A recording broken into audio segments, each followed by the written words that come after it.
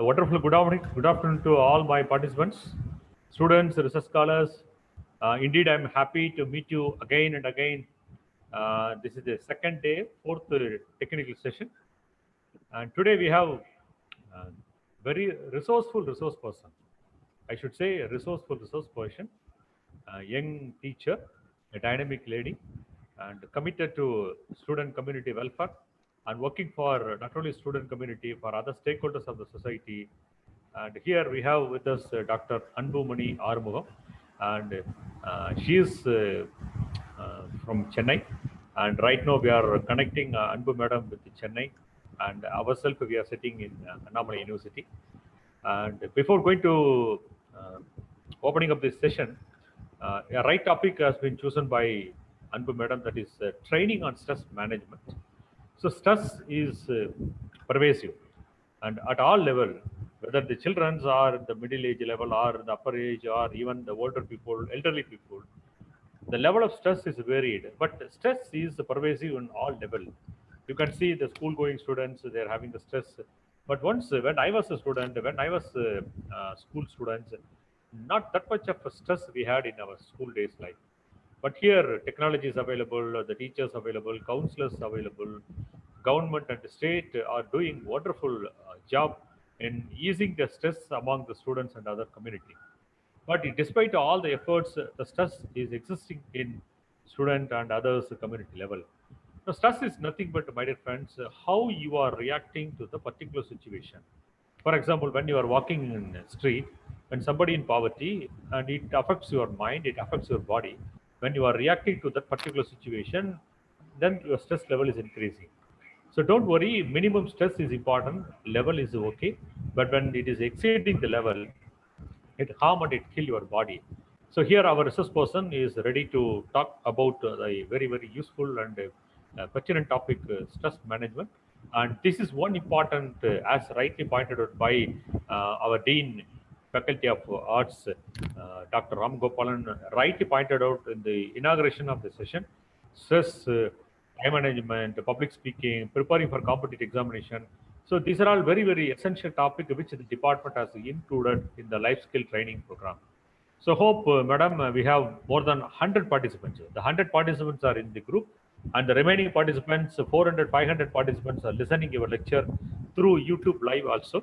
So the session would be very useful, interesting. And we have participants from the age group 15 years to 40, 45. The doctors are available, legal professionals available, students are available. And madam, you can proceed with your presentation. And before I invite madam, so madam is the right person to talk about the stress. And she is both the teacher as well as academician as well as activist also. And I hope that this session is going to be extremely useful. Madam, you can take 15 minutes, and 10 to 15 minutes we will take up for discussions, and we will give more time for debate and discussions in this room. And now it's over to Dr. Anbumani Armugam from Chennai. Thank you, madam. Thank you for accepting the invitation, please. A very good afternoon to all of you present here from across India. It's a great value added resource, especially during these tough times, that we have an opportunity to meet online. So I thank all of you for taking your time and joining this particular course online. I hope this adds value not only to your profile and your portfolio, but also to your daily life. First and foremost, I hope you're all doing well. We are also doing well in Chennai. I know the numbers are not proof for that, but we are doing well. So, before we go into the lecture, I would like to start with a short story. Kutti story, not like a Kutti story from Vijay's Master, which we are all expecting to eagerly see, but a short story. I was deputed from our university to a residency college in Chennai. You must all be aware of the college.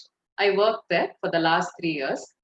So I handled two subjects. In the first time I was allotted, one was organization theory, and the other subject was financial administration. That was my very first semester in a new institution away from my home, Annamalai University.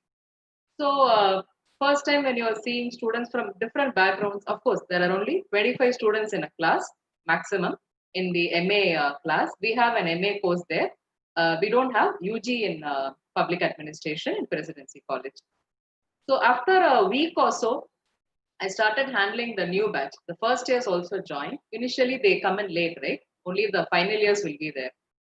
So students don't come at 8:39 when the college starts. The college used to work from 8:30 to 1 o'clock. So my hour usually comes in the first or second hour. I prefer that also. It's nice to be on time and start the class on time, set the day for the students, help the other staff, whatever. So one fine day, it was a second hour lecture for me. It was around at 9:15, I think. By the time I finished my lecture, only one student came. I think there were a group of 5 of them. So one by one they came. So one guy came, he said, ma'am, I said, good morning. If they don't say good morning, I don't allow them inside my class. You can come late also, I have no issues, but you should say good morning, good afternoon, good evening, you cannot say. So for me, you should smile and enter the class because I smile at you and I tell you good morning, right? That is the least you can reciprocate to me. That is basic decency. So he said good morning. He was like shocked. Okay, what? She's not telling anything. Then he went inside. His another friend, he came inside. He said, ma'am, he was also shocked by the treatment. Third guy came, fourth guy, fifth guy. All 5 of them came inside the class, one after the other. The hour was ending. The lecture is going to end. I finished my notes, finished my lecture, everything. Then finally, these boys were still very shocked. I was also shocked. I'm like, I didn't shout at you. Why are you shocked? Like, no, ma'am, usually everybody shouts. They make a stand outside the class. They make a stand on the benches. I said, you're not kids. Even kids, we should not do that. You come at your own time. You don't come. You sleep in my class. That's okay. That is my problem, not your problem. Why should I shout at you? The first thing is you should all be happy here. If you can listen, then my lecture is good. If you cannot listen, then my method somewhere I'm failing. I'm not able to make you listen. So both are my problem. If you're not able to come, then that's not my problem. That's outside the class. I'm only concerned with what happens inside the 4 walls here. They were very happy. See, nobody taught me this. But the only thing that I kept in my mind was seeing me, they shouldn't get stressed. They shouldn't think, oh my God, tomorrow I'm going to see this lady again. Okay, tomorrow she's going to come to my class again. That is the very basis of, stress building up in a small classroom environment among hardly 20-25 students. This is what, as teachers, we can do to minimize or not create an added layer of stress to students or research scholars or anyone who is in any field. So that is something which inherently I follow even today. So before I move to the PowerPoint, I don't know, I'm not lecturing you, but I just wanted to share this very funny story because all those boys, they passed out that batch. We still continue to be good friends. We wish each other on birthdays. We have a WhatsApp group. We keep in touch. We share good messages, one and all. I take them for work, but that incident keeps coming to my mind every time I see them. We end up laughing. So that is a very warm way of putting students in the class. Now I'll go to the PowerPoint. Stress management, you please go with the flow of the lecture. A lot of interesting slides, a lot of interesting information that I have lined up for you. I hope you find it useful. I hope it makes a small bit of difference in all of you.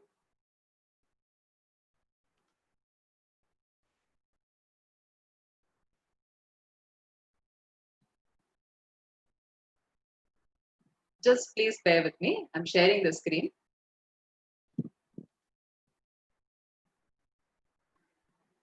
First and foremost, I would like to thank our department for organizing these very useful courses and also inviting me to be part of these lectures. So I thank one and all and the head of the department and Professor Shaktivel sir and the technical team for helping us all out during this time to reach out to such a huge population. I'm sure all of you have seen this movie, either in Hindi or in Tamil. It came as Nanban. In Hindi, of course, you know the name. I'm sure all of you will already be reading it out in your mind. Three Idiots. So this movie, I think, did a lot more for creating awareness about stress among students. I think visual media is a very powerful and it has a vast reach in our country and across the world. Today, of course, when this movie came, I think social media was not as powerful as it is today. But I think this movie was a very good movie. And the other one I would like to say is again Tare Zameen Par, another movie by Amir Khan, which taught a lot about mental illness. Stress also includes mental health. please understand, that is the first thing that we should understand. Stress is not like COVID-19 or coronavirus, a standalone disease. Even coronavirus is nothing but a family of diseases, which causes a common cold. The severity may vary. Likewise, stress is one aspect of your mental health. How physical health is important for all of you. Mental health is the base for the entire physical body.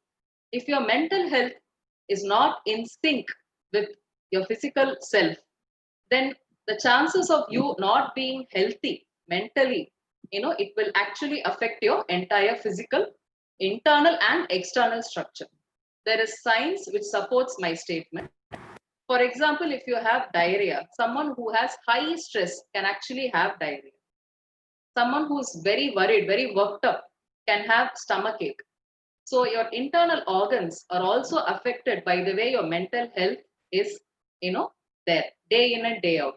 When the common word that we use for this is called stress, we all use that word. Whether we understand that word, whether we do not understand that word, we use that word very, very commonly in our daily life. Even without getting coronavirus, also we're getting stressed because of seeing the numbers on TV every morning and every evening in Tamil Nadu. See, that is also one type of stress. But mental health is the most important thing. Now, please take a look at this slide. India is one of the countries where stress is very high across the globe. I think it's not surprising.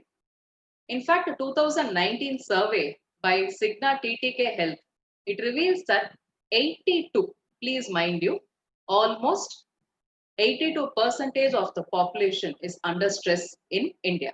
It's a very recent survey, very shocking also.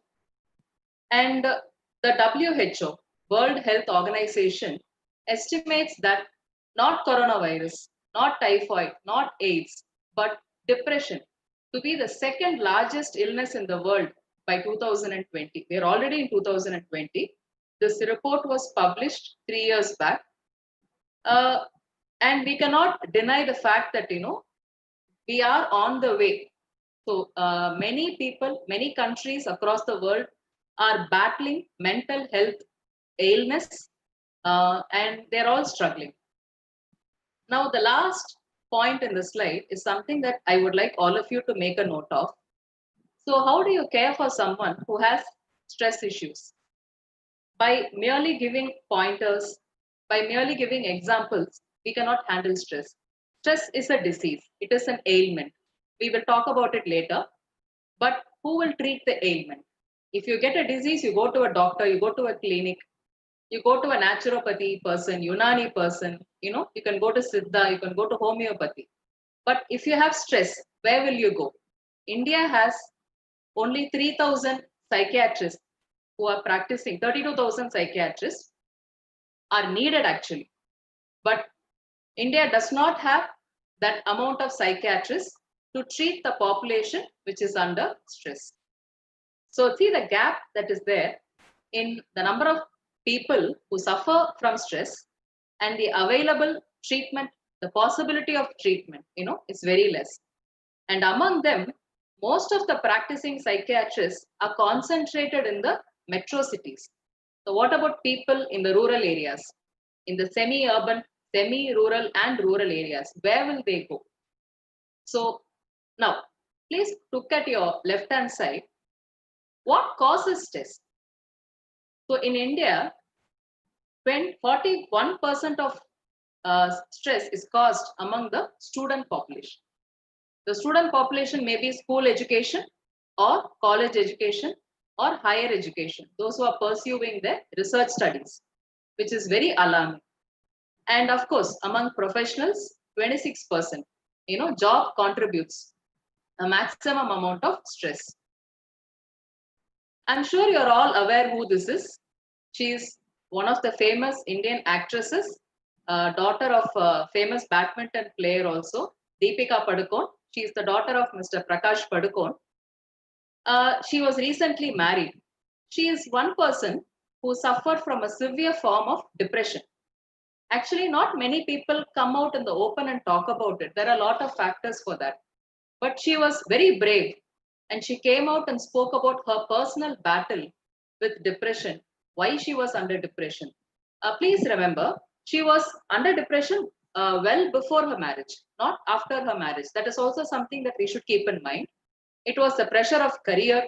Today she is the most popular actress in India, one of the highly paid actors in India as well as in the world also. So it's not so easy to reach such a pinnacle in her career.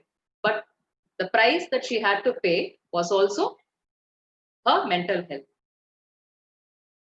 This is a big slide, but I would like you to slowly, start from the left to right or right to left. Either way you're comfortable. Suicide, tobacco, substance abuse, what we call as tobacco, drugs, cocaine, alcohol, all these come under substance abuse. Common mental disorders, overweight, being obese, that is also a cause of stress for many people in India. And these are some of the reasons for which youngsters in India suffer a lot of stress, in the current scenario.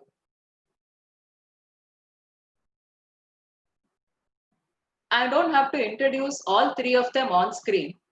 They are some of the most successful personalities we know. But behind their success, the journey to the success, and maintaining the constant limelight, constant demand, also, causes some physical and mental damage. But look at Samantha. She had a very rare disease called polymorphous light eruption. It is a condition comes in the skin with exposure to sunlight. The more you are exposed to sunlight, you get rashes in your body, you get pain, you get itchiness, you know. So she suffered because of that. Today we know Samantha, but in 2013, when she suffered this, for 3 years, she was not in front of the camera. She was under treatment. Then she came out. She again picked up in the industry. She went to the peak and now she's settled in her life. So it's not so easy, that behind the glamour, there is so much of hard work. The person on to my right, Elena D'Souza, again another very successful actress. She is still suffering and battling from mental depression and a condition called body dysmorphic disease. It is a very curious disease. The shape of our body, the way we look, this particular disease makes one think about your body constantly, meaning you're not satisfied with the way you're looking in the mirror. That is a disease. I'm not sure if even I was not aware of this particular disease before preparing for this particular lecture. So she underwent depression because of that kind of thinking, and she's still treated. In fact, she openly spoke about her struggle so that a lot of people will understand that it is not the end of the world. So what is stress? There are two types of stress. One is a very happy form of stress. Okay, I don't think we'll accept that, but yes, scientifically it is called eustress. EUSTRESS. So when you're feeling very positive, when you're feeling very happy, when you're feeling very energetic, suddenly the flow of thoughts, there'll be a rush in your body. You want to do something, you want to be very active, in that positive frame of mind, your entire surrounding, your body aura will all be in a very perfect symmetry. That is also a stress. It pushes you to do things in a very nice way to make everyone happy. You're happy. That is called eustress. But I don't know if people who are listening here to the lecture, if any one of you have experienced this kind of eustress, I'll be very happy. That means you have to keep repeating that. Try to enjoy, experience that feel at least once a day, once a week. It brings some kind of balance to your system. For example, I would like to interrupt here and tell you, if someone has severe heart disease or some kind of an emotional breakdown, what doctors advise them? They should not be too happy, they should not be too sad. They use that word very often. You might have come across in movies also. Don't tell them any good news because they become very happy. The body works very fast. Don't tell them any bad news also, because again the body slows down so considerably, it affects your mental balance. The second form of stress is what is more worrying, distress. It has a negative impact on your physical body and your mental health. It is very harmful and it burns out all the energy that you have. Even after eating food, you might not feel, happy or full. It takes the energy out. The way you think actually impacts your body. Now, how do you classify stress? Maybe these are the two types of stress: short term and long term. Now, when we mean by classification of stress, please understand that what causes stress. There are people who don't like noise. There are people, when they get hungry, they get very restless. They shout. They get very angry. I think a lot of housewives would have experienced it with their children or people. If you don't give them time on time food, they'll throw a tantrum. They'll throw the plate. They'll act weird because the hunger causes a short-term stress. Once they eat, they'll be very calm, very nice, very happy. Crowding. Some people don't like crowded places. When they go to place where it is full of crowds, they get very panicky. They get very restless. They don't like it. Isolation. Some people don't like to be alone. They always like to be with someone. Even they would, they would like to have the presence of people around them, family, friends, workplace. They don't like being alone. These are all short-term causes. You can solve them by providing what they need. Long term, again, the most important thing: job. Professionally, you can be stressed out. In your workplace, you might have issues with your colleagues, friends. Relationship issues. It could be marriage. It could be post marriage, pre marriage. The kind of relationships that you choose to have in your life, or people who have affected your trust. Those kind of issues, they don't go away very easily. Loneliness, very important. You can be in a very big family also, and you can still feel lonely. You can have 10 to 15 friends, but you can still feel very lonely. Lack of affection. This, please remember, my dear friends, lack of affection is one of the main important reasons for substance abuse. I'm not sure if many of you have seen this particular person or followed her. She is a very famous musician. Her name is Selena. She is one of the most popular and followed musicians in the world today. She's very young. You know what she suffered? She suffered a kidney failure. She was operated and she had a kidney transplant from her best friend who's lying beside her. That was taken during the operation, during the surgery, the transplant surgery. And after that, she is again one of the topmost performers. She even released a new song during the first week of April, during COVID. She's in America. So she's very, very young. She's less than 25, 26. See, if she wanted to have become stressed, she could have become stressed about it very easily. But instead, she chose to focus on the positive side of the whole thing. So what happens when you are under stress? I think this is the most important slide in my presentation because many of us do not understand what happens when we are undergoing some form of stress. All of us don't have to go to a doctor. The treatment may be very near to us, maybe even we know the cure, but we might not know how it's affecting our body. Now, let's start with your body. You can get migraines, headaches. You may not be able to sleep very well, or you may be oversleeping. That is the only thing you might be doing. You might sleep very late, you might get up very late, or you might continuously sleep in the afternoon and the mornings, because when you feel sad or when something is affecting you, if you think that your body thinks that if you sleep, give your mind some rest, you'll feel fresh. So sleeping is a disorder in the person who has stress. Chronic illness, intestinal issues, heart issues, eventually the amount of pain, mental suffering that you go through eventually takes a toll on your body. So when someone ends up with some kind of a heart pain, chest pain, the strain of the muscles creates that kind of a illness. Please be aware. So today, for months, if a death of some person, a loved person, losing something in your life can cause such long-term damage in your body. Digestive issues, very important. Digestive issues is very, very important. Please understand, your intestine, your gut is connected to how you feel, your neurosystem. So if you eat well and if you're still very sad, it doesn't mean your mental health is detached from your body. No, it is completely connected. Okay, your neural system and what you do is completely connected, and that is why all these issues. Look at your mind, you become negative. You cannot be happy. You're not sad. You're in one zone where no one can approach you. You're not, behaving normally with your colleagues or in your family. You do things, which you have to do compulsorily. Again, please remember, if you're cooking or if you're working on something, you can monotonously be present in a place, but you won't be yourself.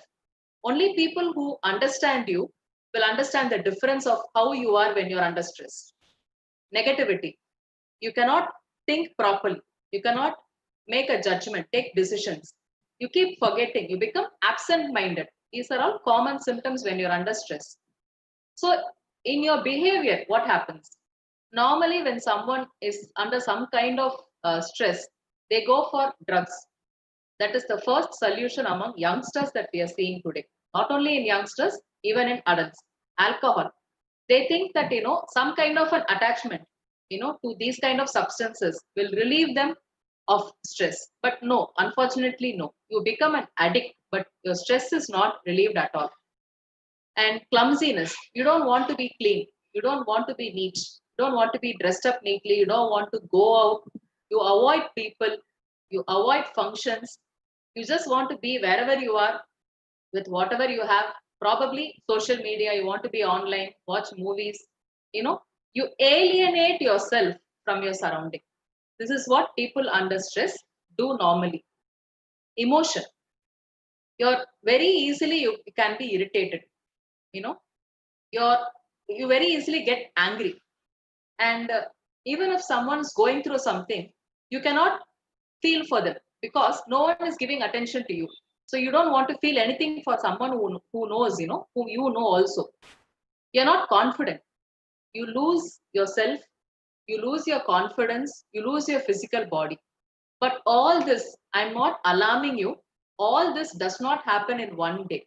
It depends on the kind of stress and the suffering internally that you're going through, which you might not be aware. Now, this person, I don't know if have you ever come across the story or read about this person. She's very much an Indian. She is in India. In fact, she is from Tamil Nadu. She was 13 years old.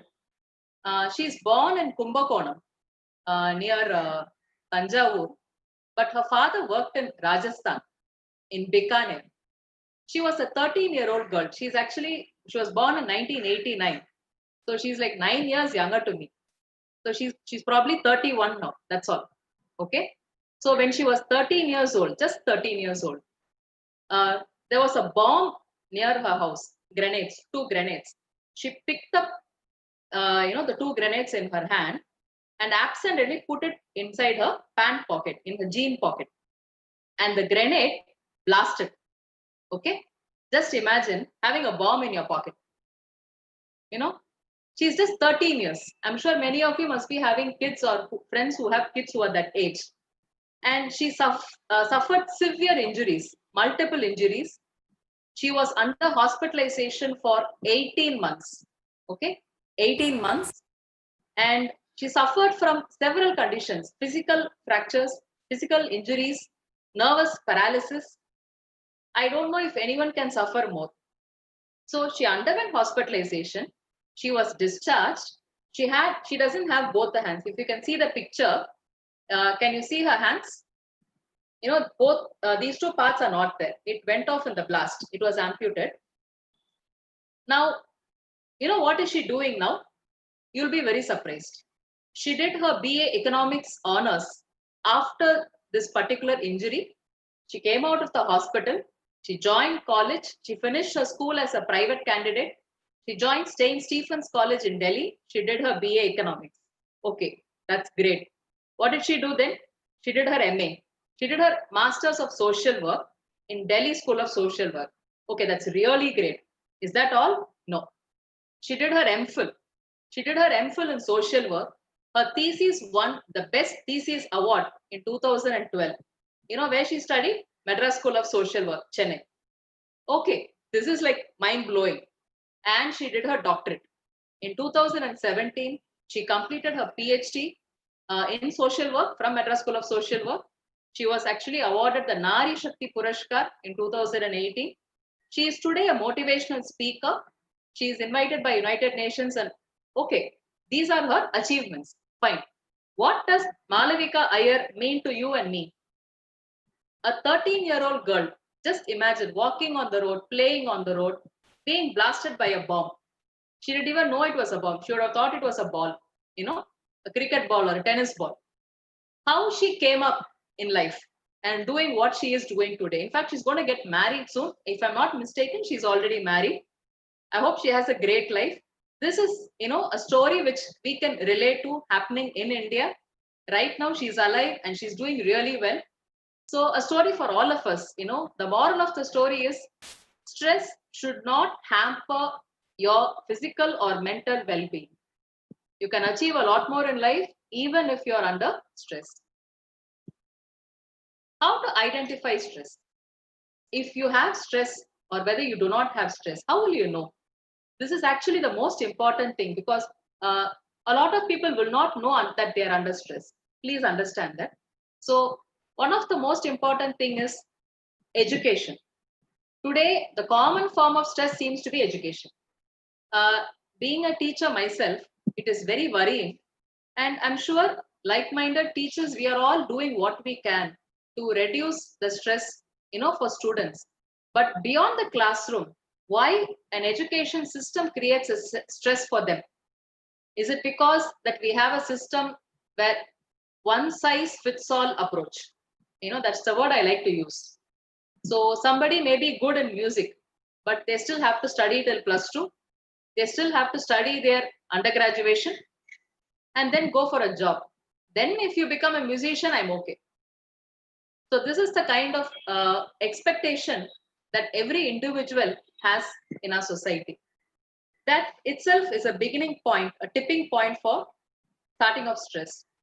The Three Idiots movie, which we started off this lecture with, talked about this kind of, you know, uh, system. When we say system, this is a commonly used word. But the expectation from an individual who is born today, there are certain expectations, schooling, college, profession, earning. So all these, are expected from any person. But today we see change, but it's very slow and steady. But this has been one of the major causes for stress. I don't know if all of you read in the papers, there was a ninth standard girl from Kerala who committed suicide. Do you know why she committed suicide? Because she couldn't attend a online class. Kerala has started online classes for all its school students from class 1 to 12. She had no smartphone in her house and the TV in their house was not working. It was under repair. She kept asking her father to repair the TV, but he couldn't repair the TV. She got very depressed. In a matter of 1 week, 10 days, she became very depressed and she committed suicide. She took her life. All she said was two words: I am going. She literally went, left the world. It's very sad. What could have been done to, save that child? Nobody would, her father wouldn't have imagined that she would have been depressed, and she would want to leave the world because she couldn't attend the class. She could have always attended the class later and picked up on the syllabus. But what pushed her to, do such a drastic thing? We don't know. But today she's not alive. Next thing, social media. When we say social media, uh, previously we have print media, we have electronic media. Today, the most important word is social media. I mean, we are using one such platform to reach out to all of you. That can cause, a lot of stress among all age groups. You know, kids, youngsters, adolescents, adults, senior citizens, everybody is on social media. So please be aware of what you're using, how you're using social media, and how much you want social media to influence your life. Please understand the difference. Please be aware of social media and how to use social media. I have aunties, my own aunts, They sit on Facebook at least for 1 hour in the morning and 1 hour in the night. That is after they finish the cooking. 11 o'clock to 12 o'clock in the morning, they'll be on Facebook, they'll be on Instagram, they'll be on Twitter. Then again in the evening, after tea time, they'll be on Facebook. They'll catch up with all the activities, likes, dislikes, post videos. Even my aunts, my relatives, my friends, mothers, parents, they all used to do. If they cannot use social media for even 1 hour a day, they get very stressed out. I'm not talking about youngsters at all. No, I'm talking about people who are in the middle age. They want to be very active on social media. They want to be, putting out, messages, photos, videos. So we can't, that need to belong. If you're not on social media, people are like, oh, you're not on WhatsApp. Oh, you're not part of this group. Oh, they removed you from that group. How many of you have family groups, WhatsApp groups? Suddenly you will fight with someone, remove the person online. Suddenly you will include them in the WhatsApp group. I'm sure all of you would have experienced that. Blocking people, blocking numbers, suddenly fighting with family members online, blocking them. All these add to some kind of stress. We might not realize that deleting a number is so easy, blocking someone is so easy. Dot. That's all, one click. But what happens to your mind, what happens to them, is something that all happens virtually. When you meet them, probably it'll be very different. You might not be the same, angry person, when you meet them, when you block someone. So social media is very important. Please understand. Then wellness. Being happy is today a big business. I'm not joking. Making you happy, putting a smile on your face, making you good is a big business, big industry in the world today. It is called as health coach, life skills coach, wellness coach, anything you want to call it. It is the most important and upcoming business venture where a lot of people are trying to do an online course.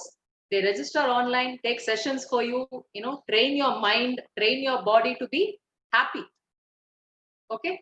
So please understand, before you join some program like that, before they promise you and you pay a lot of money, please understand what this course is about. Consult with a few people before you join any course like that. So how is India responding to stress? So what are we doing? Okay, all this is fine. There is stress, so much of stress, fine. So what are we doing? So 58% people, based on a survey, would like to talk to a counselor. A counselor may be someone you like, maybe your friend, maybe your teacher, but it should be a trained person who can understand what you're saying. If I tell my best friend, I'll call today, I talk to my best friend, I'll call her in the evening, I'll talk about what happened the whole day today, then we'll share, she'll share what happened in her house today. She's not in Chennai, she's in Chhattisgarh. If I tell her that, hey, I felt very angry today, the lecture didn't go well, the students didn't like my lecture, I become very stressed. If I tell her at 6 o'clock in the evening today, what will she tell me? Very okay, just leave it. It's okay. If they don't like it, it's okay. It's their fault. You took it well. She won't understand that she cannot advise me that my lecture was actually bad. She cannot tell me, she cannot treat my fear. She cannot help me to improve. Okay. She will just listen to me. Listening is not helping. Please understand. You can talk to someone. It doesn't mean they understand what you talk. They will listen to you. Your mother will listen to you. Your friends will listen to you. Your, benchmates will listen to you. Your colleagues will listen to you. Some people won't even listen to you. They don't have the patience to listen to you. But that doesn't mean that it's helping you. So talking to someone who can actually help you is very important. Don't feel shy. Like a lot of people who are getting, coronavirus now, they're all very, ashamed of themselves. They don't go to the doctor. That's the story we are reading. Like that, you should not be. If you feel you need help, you should speak for yourself. That is the best thing you can do for yourself and for your family and friends. That's a humble request. Some people listen to music. Some people, like to sleep a lot. Some people go for walking, exercise. Exercise actually relieves some kind of stress also because you sweat, your energy comes out. So that negative energy also comes out. I feel good if I go for a round of walk. That day I feel slightly better. I don't irritate my friends around me, by talking, nagging them, telling them the same story. But if I go for a walk, I'm peaceful. That for some people, different things work. So what can you do? Based on the lecture, we are going to complete. I think it's been a long time now. Just a few more slides. Stay social. These are my tips for all of you. Get enough sleep. Sleep is very, very important. Have a good routine.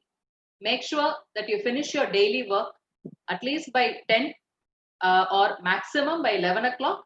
You should go to sleep. That is very, very important. You should, try to switch off the lights. Keeping the lights on is not good for your sleep. It's very difficult to sleep when the lights on. Turn off your mobile, especially the internet. Don't play Candy Crush. Don't play, PUBG games before you sleep. Don't think that, playing these games will actually make you tired. I do that. I play Candy Crush every night, but it doesn't make me sleep. But the thing you should understand is the blue light. If this is your mobile, the blue light, that comes from the mobile or the laptop or iPad, whatever that you have, affects your brain. I'm wearing glasses. These glasses are not power glasses. These are actually blue glasses. The blue light, the rays which come from the screen, any screen, computer screen or mobile screen. These glasses actually help you to reduce the headache or reduce the penetration, the light penetration in your brain. So especially when you sleep, a lot of people have this habit. They take the bed sheet, put it on their head, keep the mobile inside, they'll play, they'll message, they'll listen, they'll put their headphones. Lot of people do that, but it's very harmful for your sleep also. You won't be able to sleep well. So try to slowly, incorporate small changes here and there to your habits. Exercise. I'm not saying you have to join a gym, you get a trainer. No. You can do yoga, you can do breathing exercise, you can simply just go for a walk inside your apartment complex. If you don't have space inside your house, some form of exercise for at least 30 minutes a day. That is very, very helpful in managing physical and mental stress. You should please do that. Eating well. Next important thing. Please make sure that you enjoy the food that you are actually able to eat.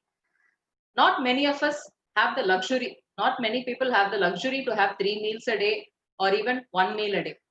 But in this situation, I'm sure all of us who are connected today are blessed with what we have. But make sure that you enjoy what you eat. Stress is directly connected to eating habits also. I think last 2 slides. Get organized. Don't keep your academic or professional work pending. If you have to reply to an email, make sure you take your time once a day, morning or evening or afternoon, based on your schedule of work in the house. Reply to mails, reply to messages, answer the calls. Keep a time for yourself. Don't accumulate everything, and then finally create one artificial pressure when everything will come together and you're not able to do. Then you put the blame on everybody around you except yourself. Time management. As Sir said at the beginning, time management is very, very important. As I already repeated, get help if you think you need help. The last point, check with yourself. In Hindi or in English or any language, the first thing when we call someone, we ask them, how are you? You ask yourself that question, how are you? I ask myself that question every day in the morning. I stand in front of the mirror, not to look at myself, but to simply look at my face and say, okay, how are you, Anbu? You're going to do well today. The day is going to be good. Especially during the last 2 months, I'm doing this consciously because I don't want to become negative. I don't know what to do every day, but we have to motivate yourself. Understand what's happening inside your body. What you're putting inside your mind. Eating is something which you put inside your body, but what are you consuming inside your mind? You read, you listen, you talk, all these. What you put, the news every day we read about coronavirus, that is consumption of news. Social media, Facebook, consumption of news. We are feeding your brain a lot of news every day from newspaper, TV, radio, friends, neighbors, relatives. Now only long distance people also will call us. Hello, how are you in Chennai? Chennai, they're saying everybody's going to take. Everyone will call and ask you. Suddenly you'll become stressed. Please check with yourself as to how you are first. That is the most important thing. If you are good, if you are doing okay, only then people around you will be okay. I'm giving a small homework for all of you. I'm sure this PowerPoint will be shared with you. These are all people, there is something wrong with them in the picture. Okay. With this, I'm finishing my lecture. I'm not going to bore you anymore. I'm sure we all know Sudha Chandra, the first one who's wearing that dancer costume. We are all aware of her story and what she has achieved. Very proud. All these are Indians. They are not from anywhere else. They all have a superb success story. So please, when you have time, Google this picture. I also Googled this picture. I'm not going to share their names. I'm not going to share their story. Please read if you're interested, if you can read. Otherwise, no issues, no harm. Okay. You'll be surprised how they are all successful today in their life, in spite of their disabilities. I think we spoke about this, how to relieve stress. Whatever works for you, whatever you think is best for yourself in your surrounding, you can do it. So thank you so much for joining me today in this class. So I'm going to leave you with my communication details. You can feel free to reach me. Once again wish you all good health, mental health and physical health. We should all survive this coronavirus syndrome. And thank you very much for your time.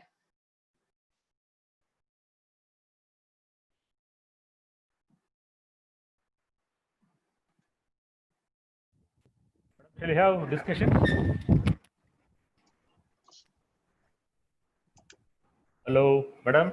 Sir. Yeah, yes, very sir. good. Yes, sir. So thank you for the wonderful session, madam. And really, I think I have received some 14, 15, 16 messages in the group chat. It was a really wonderful session, madam. And I should thank on behalf of the HOD of the department and other faculty members. And participants, now it's time for